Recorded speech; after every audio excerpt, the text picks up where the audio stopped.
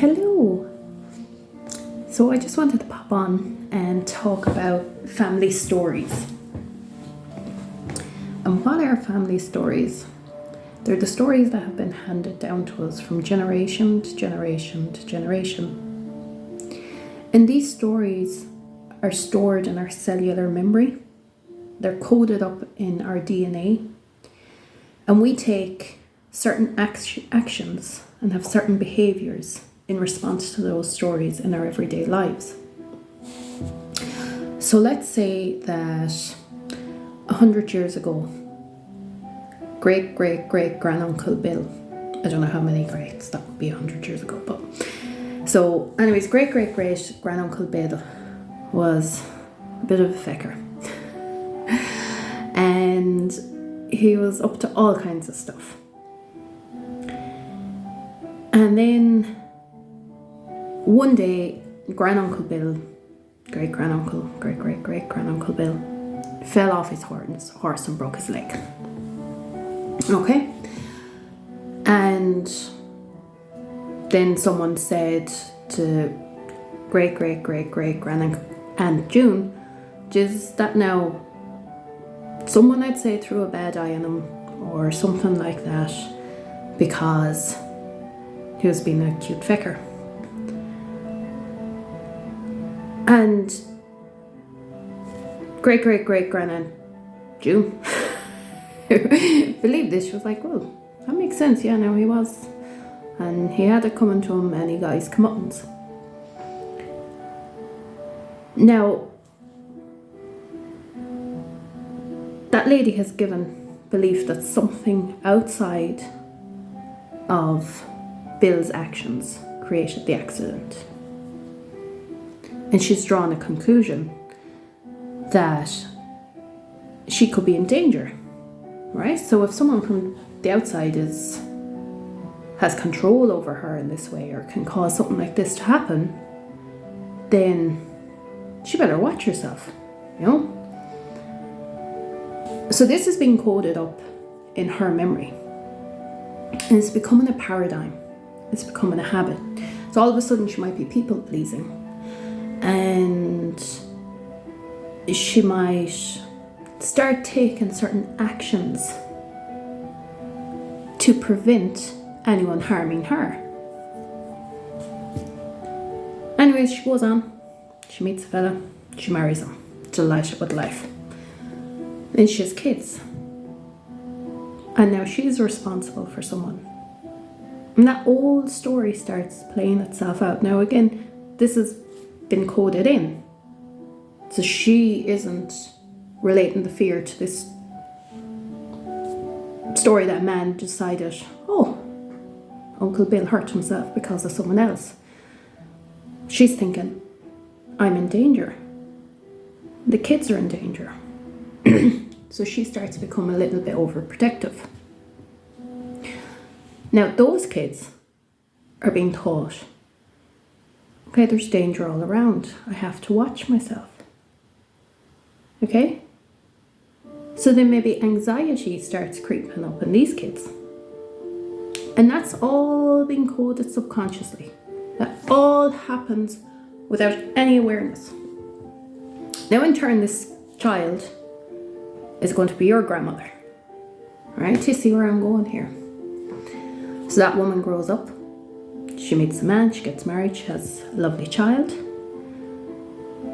And now these anxieties are creeping up. They've crept up in different scenarios throughout her life, have visited her to inquire why this is happening. But she never heard about Uncle Bill falling off the horse and breaking his leg.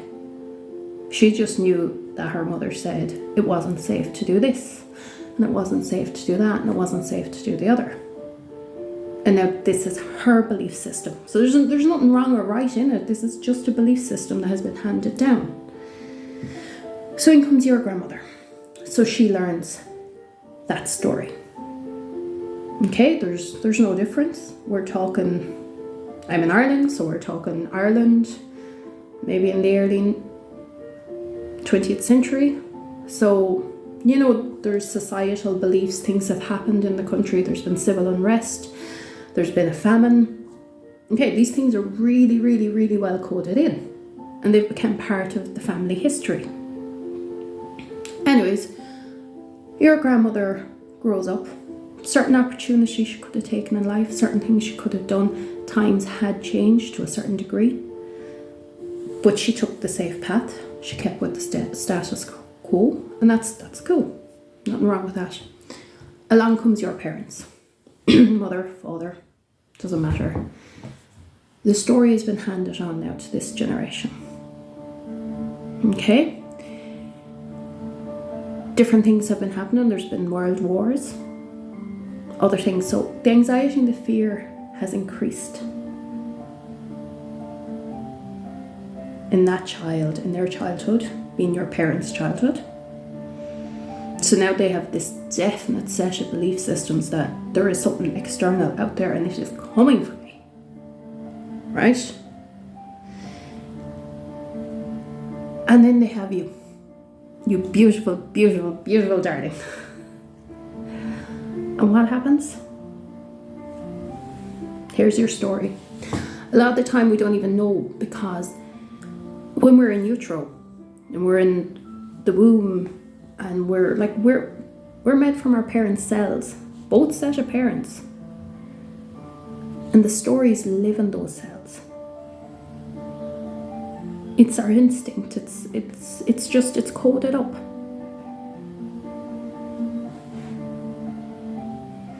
So then you come along. Your parents may have been overprotective. They may come around it another way. They might have been strict. They might have been dominating, aggressive, whatever. That's coming from their trauma. That belief system all the way back to Uncle Bill. No one has a clue who Uncle Bill is. Didn't even know there's a Bill in the family. But his story has been coded up. And not even his story, the assumed story has been coded up and handed down from generation to generation. Always collecting more evidence. Always collecting more evidence about what's going on in society, what's happening in the local village. And remember, where our focus goes, our energy flows. So if we're looking to solidify that story, it will be, facts, figures will come. Anyway, so it's gone on and now it's been handed to you. And all of a sudden, you're not taking actions you'd like to take. There's certain behaviors that you take that you're like, that's not me. That doesn't feel like me. Why am I responding in this way? Why am I reacting in this way? Where has this come from? It's come from Uncle Bill. Okay? But because we live in a society now that's there's a lot more going on. There's a lot more accepted. There's a lot more information. There's a lot more knowledge out there. And we're seeing different paths and we're seeing people make different choices. And we're like, well, I'd like to do that. But what's blocking me? What's stopping me? And then as you inquire from your own self, and you start thinking, well, I have a fear of this going wrong or that going wrong. And it mightn't seem logical anymore. And that's where we want to get with beliefs that don't serve us. We want to realize this is not logical. This doesn't make sense for me. And then with compassion and love, we realize, well, my parents gave me that. Okay, they didn't pick it up out of the water. It came from somewhere. And a lot of the time it comes from the family story. It's just hand it down, hand it down, hand it down. It's the same with money and finances. If it was the thing that great-great-great-grand-uncle Bill had been robbed, then there would have been a story about money. Our brain tries to create stories, to create resolutions, to figure it out, and then it gives us the ways to keep safe. It's just doing its job. Now, the good news is we can change these beliefs. We can upgrade our DNA. We can go to counselors. We can take courses. Again, whatever modality suits you to investigate these things. Brilliant. By moving forward, they just come up in our face. Again, these are what terror barriers are. They're what, obviously, belief systems are. They're what reactions are. They're stories we're holding on to. And these stories have sometimes traveled through our family for generations. And it's nobody's fault. We don't have to get mad with anyone. Feck Bill anyways.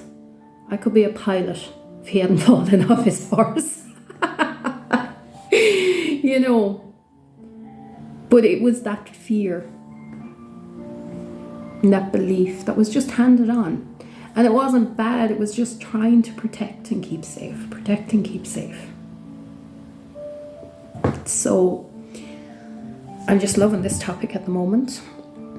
And if you're interested in the idea of like family histories and epigenetics and all that, Dr. Bruce Lipton has so much stuff, and he's just such a fantastic and phenomenal man. Well worth checking out. I mean, it's so interesting. So interesting. And how I got thinking about this is I was posting one of my videos on TikTok, and when I went on, there was this, sound, and if you don't listen to this and interact with it so many times, this, that, and the other. And I actually had a physical response to that. I was like, ugh. And then I remembered that kind of stuff would have really, really scared me at a point. And because I've done certain stuff, I've worked through a lot of that, and I know where it comes from.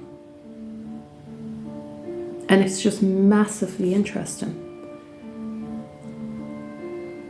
And it's interesting to look at it from a neutral stance. So if you're curious about it, definitely look up Dr. Bruce Lipton's work on epigenetics. It's fascinating. And I hope you enjoyed this. And I'll talk to you again soon. Bye-bye.